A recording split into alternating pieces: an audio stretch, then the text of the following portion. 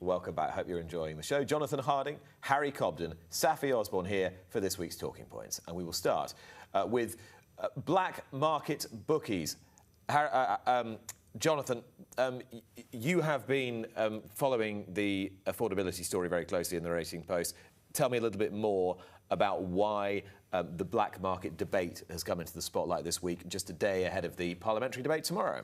Well, it's been a lot of good work by my colleague and friend of the show, of course, Lee Mottershead, has done some brilliant digging into the scale of the black market. By that I mean betting in the unregulated market. So this is, if you can't get on with a traditional bookmaker, you might go somewhere else where you're offered a bet and you can bet through WhatsApp. There's various means by which to do it. It's put forward really as one of the key reasons why you need to be careful in how you regulate betting, because you don't want to push people to what is essentially an unsafe, unregulated area. We know that turnover is massively down. Of course, Andrew Rhodes, Chief Executive of the Gambling Commission, is persistently disagreeing with the racing's construct that everybody is fleeing to the black market. Yeah, and I think also there's perhaps an attitude in government that, well, bookmakers would say that, wouldn't they? With, you know, if you're trying to regulate the bookmaking industry, they go, well, if you over-regulate us, they're all going to go to this really unsafe place that you don't have an understanding of, and you might go, really? But actually what this has done, I think this coverage has just put a real spotlight on the fact that it's a very real situation. The black market does exist. It doesn't offer the same protections to punters as the regulated market. And even from sort of a racing point of view, it's all betting turnover that's not coming back into racing. What we don't know is the extent to which that the decline in turnover is dictated by the black market, and the extent to which it's dictated by restrictions, and the extent to which it's dictated by bookmakers trying to preempt what might come in terms of the enacting of the affordability legislation. Yeah, and there's so many strands to this, and it's difficult to, like you say, put an exact figure on all of these things. But you can look at the black market, and there's been some studies. The Hong Kong Jockey Club's been quite hot on this. There have been some studies into the scale of that market, and that will give you a sense, sort of on a global scale, but kind of to Britain, the extent to which this might be detracting. We're going a bit out of order here, a bit helter-skelter, but I was trying to spare you a 6-minute monologue, and I wanted to talk about the Aintree Grand National weights. 34 now, of course, in the race, rather than 40, Harry. Here's some selected weights. There's no jiggery-pokery with these weights anymore. Martin Greenwood just plays a pretty straight bat. I'm guessing you're going to be riding 3 under 3.5, aren't you, sitting there on 10 stone 13? Yeah, he would be my intended ride, looking at it from today. He was obviously very good last time. I think he's got a nice weight. He'll obviously need to brush up on his jumping a little bit, but yeah, he'll be my intended mount for the race. Okay, has he got the ticker for it? I think so. I think he probably gets knocked a little bit more than he should do, just because he holds his head quite high. But and some people probably doubt how genuine he is. But he's done that ever since he was 3 years old, and he's had a few breathing issues in the past, so he's had his wind done a bit. But only you know, because you're the person on top. And I know you well enough to know that if you think one's not putting it in, you'll say. Yeah, he is a genuine horse, and he does try. Look, whether we're good enough to win the race, I don't know. But are you well handicapped enough? Yeah, probably not. But he would be a good ride. Okay, who do you think is well enough handicapped to win the race, Jonathan? I think Marla Mission's quite an interesting one. I think they've done well to almost protect his mark.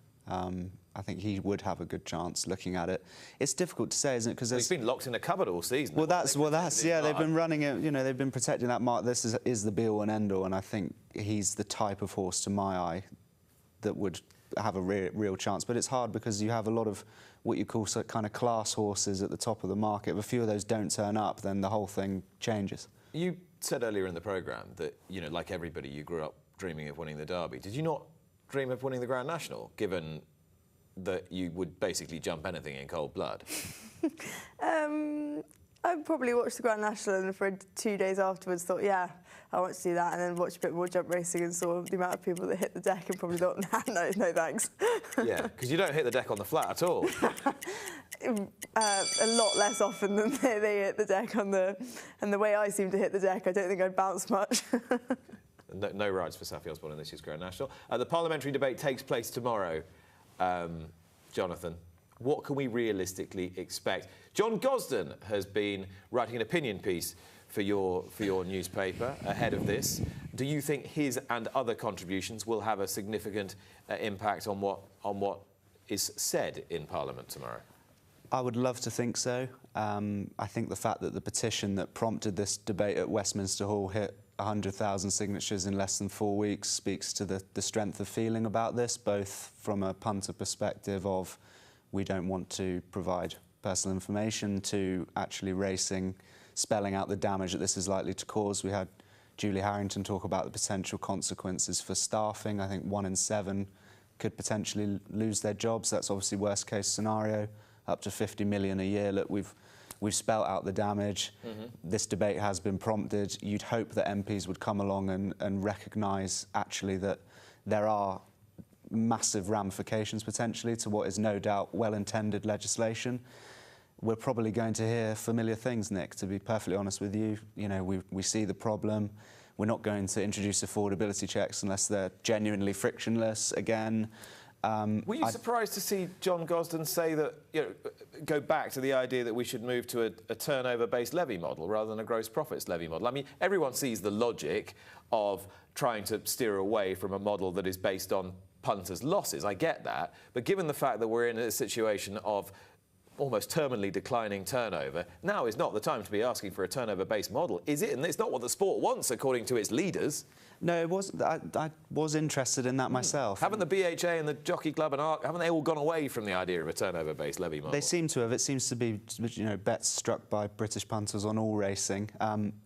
It's interesting that the levy reform has become so closely allied to this gambling review. It's almost become a sort of subsection, and the government itself recognises that you need to sort it out amongst yourselves, reform the levy, ideally before April, as almost a concession that the gambling review and affordability checks is going to have a knock-on on the finances.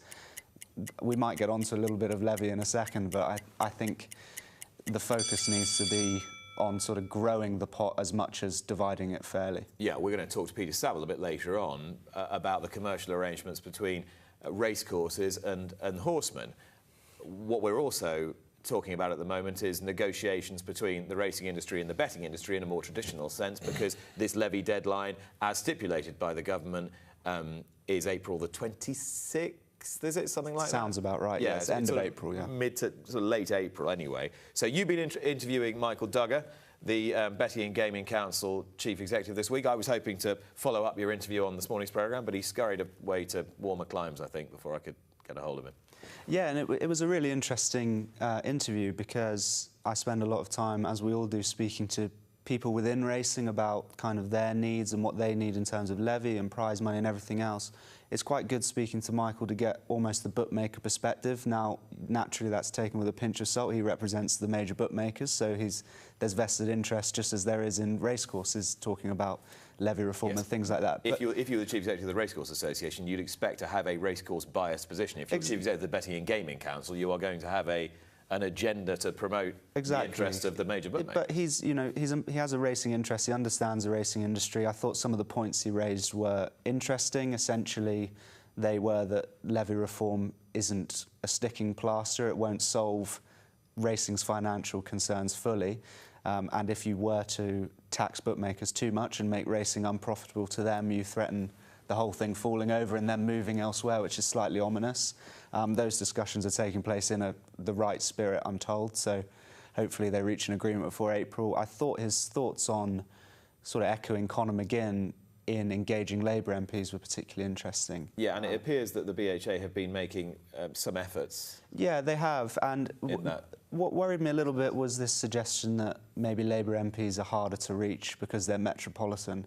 And as Michael Duggar pointed out, that's possibly a little bit making excuses before the fact. I think they need to do a little bit more work with Labour.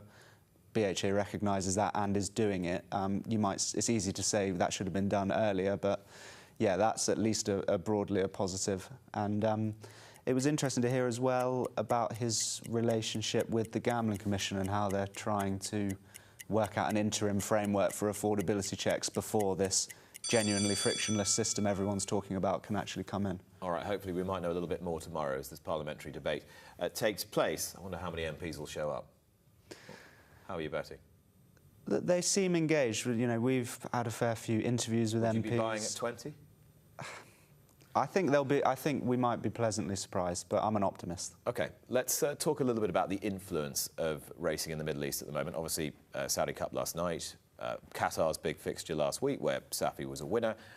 Racing in Bahrain seems to have got greater prominence because a lot of British trainers have been winning out there. Ian Williams and George Baker and Hugo Palmer and Sean Quinn and others. And I'm wondering, Saffie, from your perspective, as someone who's quite close to a lot of these horses, and your father's been doing very well as well, whether it is taking competition away from Britain and there's horses leaving the Middle East, or whether it's actually promoting horses running through the winter and will have a positive knock-on effect on the all-weather pattern here.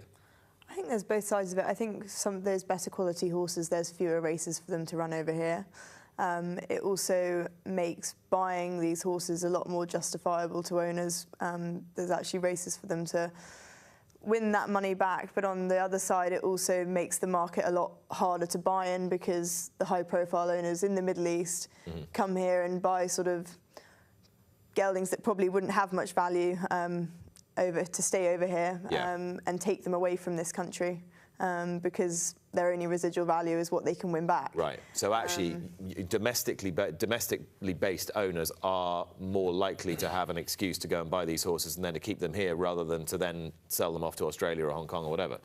Yeah, definitely. It just means that there's more options for them to actually make some money. There's unbelievable prize money out in the Middle East, and I don't think that can be knocked in any way. It obviously takes some horses away from us, but at the same time it allows owners to sort of actually, and also it allows owners to go away at a time of the year where it's pretty unpleasant weather around here, and having a horse running around Wolverhampton or Meydan, it's not going to be sort of a very tricky argument. I'm still amazed that your guys weren't at Kempton yesterday. I can see why they were out there. I think it was 900 plus grand to the winner, wasn't it? Yeah, and a little bit of sunshine, I guess. Yeah, a little bit of sunshine. But you maybe could have celebrated in different style at Kempton. That's the only point. Jed Mason's son was there. He was having a good celebration. Was he? Yeah. Jed Mason seems a great enthusiast for the game. Loves the sport, you know, and he's fantastic towards all the staff. He's a very generous man. OK, let's talk about Sunday nights because they continue. The trial is still underway. We're not to the end of the 6 yet, are we? I'm slightly lost track. You put me on the spot there. Saffie will tell me. We're not at the end. We're not at the end of the 6. No. So, have you ridden Sunday nights? I've ridden one, yeah. And what was it like?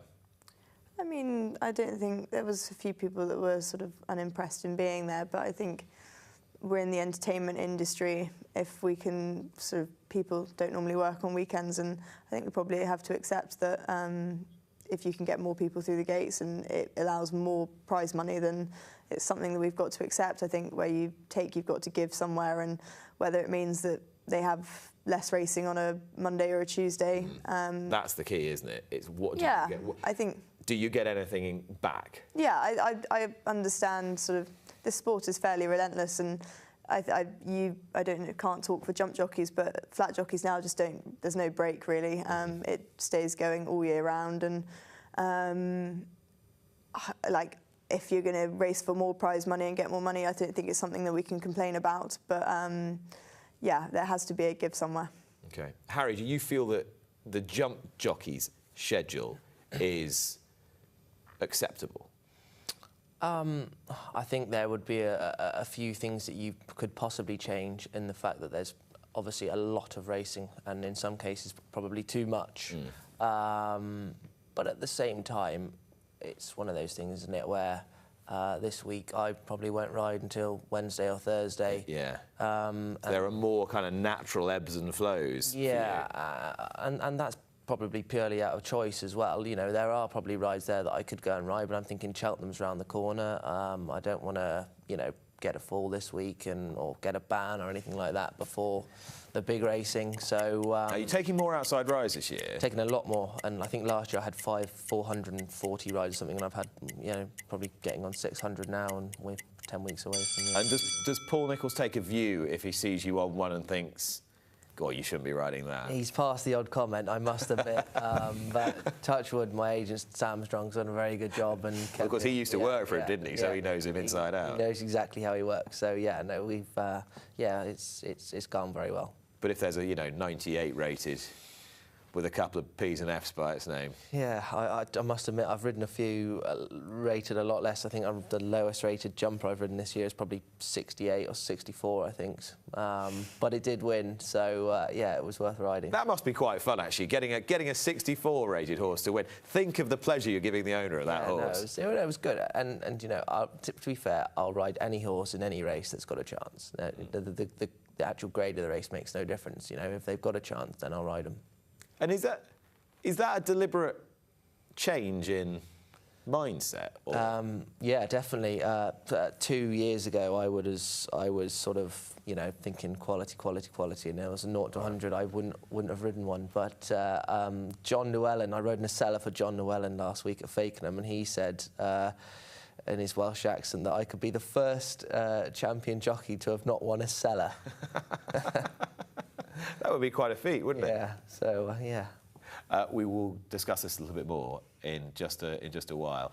I want to talk a little bit about high-profile owners or owners from other walks of life who are casting a reflective glow on the sport. We saw obviously yesterday with Sir Alex Ferguson. He's been involved in the game for 30, 40 years, but Graham McDowell and Brooks Koepka just touched off with Give Me Five by Harry on Caliph de Burley yesterday. Jonathan, you seem quite sort of engaged by the idea that the sport still has the power to pull people of profile from other walks of life, and it needs every bit of help it can get at the moment. And that's exactly right. It does need every bit of help it can get, and British racing's always on the lookout for owners, and to have these recognisable guys come in, and not only come in, I think we were sort of discussing just outside about Harry Redknapp would be a brilliant example of someone who's, it's not a case of he just throws his money in and then watches from afar. He was there at Kempton, he was taking photos with people, he was engaging, he's genuinely passionate about it. I think same Sir Alex, same Graham McDowell, and it's a great advert, isn't it? Of course, it cuts both ways, as we've found out recently with the issue with Monbeg Genius, who is owned by Baroness Mohn, who's in the news for possibly less good reasons.